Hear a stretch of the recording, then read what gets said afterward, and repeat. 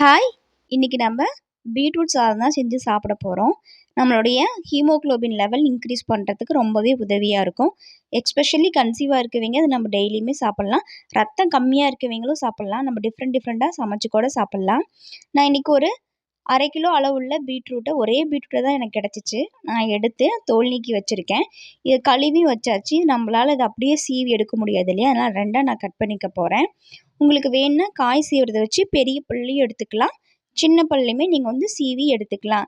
Beetroot சாதம் செய்ய தேவையான பொருட்கள்னு பார்த்தீங்கன்னா, 1/2 கிலோ பீட்ரூட், 10 வரமிளகா, உளுந்து, சீரகம், பெருங்காயம், ஒரு 50 கிராம் அளவுள்ள சின்ன வெங்காயம், கொத்தமல்லி, ஒரு 15 பல்லு பூண்டு.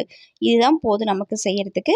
ஒரு பேன்ல நாம 3 டேபிள் ஸ்பூன் அளவுள்ள நான் ஆயில் ஆட் பண்ணிக்க போறேன். நல்லா எண்ணெய் காஞ்சு வந்ததுமே கடுகு போட்டுக்கலாம். கடுகு பொரிஞ்சு வந்ததுமே உளுந்து பருப்பு நம்ம போட்டு நல்லா மிக்ஸ் பண்ணிக்கலாம். உளுந்து பருப்பு நல்லா நம்ம ரோஸ்ட் பண்ண விட்டுறக்கூடாது. ஏன்னா நம்ம வெங்காயம் போட்டு வணக்க நல்லா ட்ரை ரோஸ்ட் ஆயிரும்.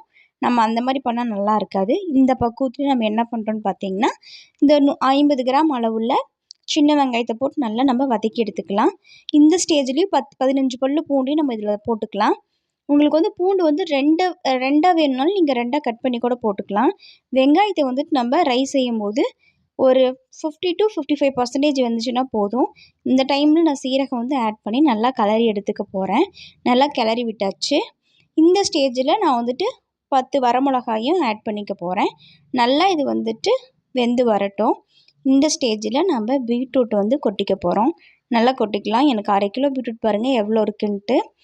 நல்லா போட்டு நம்ம கிளறிக்க போகிறோம். பீட்ரூட் சாப்பாடு செய்கிற பொறுத்த வரைக்குமே நம்ம தண்ணி ஊற்றி வேக வைக்கக்கூடாது. உங்களுக்கு வேணுன்னா இதில் கடலைப்பருப்புமே நீங்கள் ஆட் பண்ணிக்கலாம். உளுந்து பருப்பு போடுறோம் இல்லையா? அப்போ நிலக்கடலை இருந்தால் நிலக்கடலையுமே நீங்கள் போட்டுக்கலாம். எப்பயுமே பீட்ரூட்டை உப்பு போட்டு நல்லா வேக வைக்க போகிறோம் இந்த ரைஸுக்காக. நல்லா வெந்ததுக்கப்புறமேட்டு கொஞ்சமாக நம்ம பெருங்காயம் ஆட் பண்ணிக்கலாம். தண்ணி ஊற்றாமல் வேக வச்சு எடுத்துக்க போகிறோம். ஒரு ட்ராப் கூட நம்ம தண்ணி இதில் ஊற்ற கிடையாது. கொஞ்சமாக மஞ்சத்தூள் போட்டுக்கலாம். ஏன்னா காயிலே ஆல்ரெடி தண்ணி வாட்டர் இருக்கும். நமக்கு அதுவே போதும். ஒரு 5 நிமிஷம் சிம்மில் வச்சுட்டு மூடி போட்டு நம்ம வச்சுக்கலாம். நல்லா வெந்து வரட்டும். அதுலேயும் நல்லா வெந்து வந்துடும். நல்லா வேகட்டும் பாருங்கள். மூடி போட்டாச்சு. நல்லா வெந்து வந்திருக்கு. இந்த ஸ்டேஜில் நம்ம என்ன பண்ணுறோன்னு பார்த்தீங்கன்னா, சாப்பாடு போட்டு நல்லா கிளறி எடுத்துக்க போகிறோம். எப்பயுமே பீட்ரூட் ஒரு 60 to 70% இருந்தால் நம்ம சாப்பாடு 40% போட்டோமா நமக்கு போதும்.